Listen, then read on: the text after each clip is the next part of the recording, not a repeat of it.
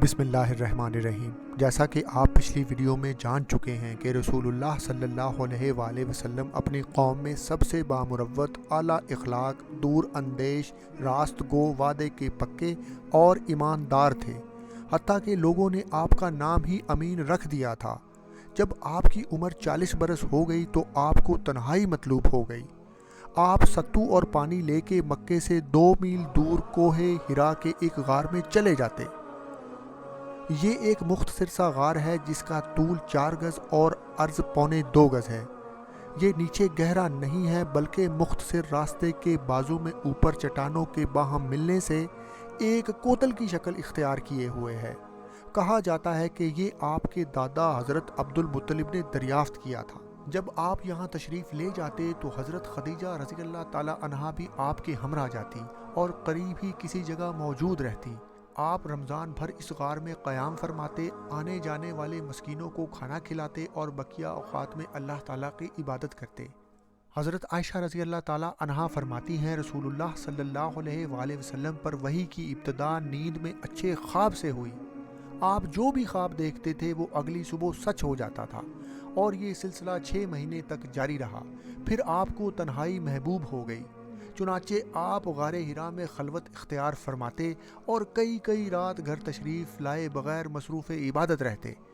इसके लिए आप खाना ले जाते, फिर जब खाना ख़त्म होता हज़रत खदीजा के पास वापस आ जाते और तकरीबन इतने ही दिनों के लिए फिर खाना ले जाते, यहाँ तक कि आपके पास हक आ गया और आप गारे हिरा में ही थे। यानी आपके पास फ़रिश्ता आया और उसने कहा पढ़ो। आपने फरमाया मैं पढ़ा हुआ नहीं हूँ। आप फरमाते हैं कि इसने मुझे पकड़कर इस ज़ोर से दबाया कि मेरी क़ुव्वत नचोड़ दी, फिर छोड़कर कहा पढ़ो। मैंने कहा मैं पढ़ा हुआ नहीं हूँ। इसने दोबारा पकड़कर दबोचा, फिर छोड़कर कहा पढ़ो। मैंने फिर कहा मैं पढ़ा हुआ नहीं हूँ। इसने तीसरी बार पकड़कर दबोचा और फिर छोड़कर कहा इक़रा बिस्मि रब्बिकल्लज़ी खलक़, पढ़ो अपने रब के नाम से जिसने इंसान को लूथड़े से पैदा किया। पढ़ो और तुम्हारा रब निहायत करीम है। इन आयात के साथ रसूलुल्लाह सल्लल्लाहु अलैहि वसल्लम वापस पलटे।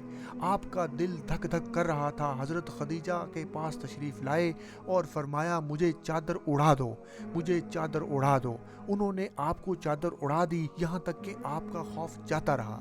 इसके बाद आपने हज़रत खदीजा रज़ी अल्लाह ताला अन्हा को वाक़े की इतला देते हुए फरमाया ये मुझे क्या हो गया है, मुझे तो अपनी जान का डर लगता है। हज़रत खदीजा ने कहा क़तअन नहीं, बाखुदा आप सल्लल्लाहु अलैहि वसल्लम को अल्लाह ताला रुसवा नहीं करेगा। आप सिला रहमी करते हैं, दर्दमंदों का बोझ उठाते हैं, तंग दस्तों का बंदोबस्त करते हैं, मेहमान की मेज़बानी करते हैं और हक़ के मसाइब पर आनत करते हैं। इसके बाद हज़रत खदीजा आपको अपने चचेरे भाई वर्का बिन नौफल के यहाँ ले गई। इनके दरमियान क्या मुकालमा हुआ, जानिए सीरतुन नबी की किस्त नंबर 16 में।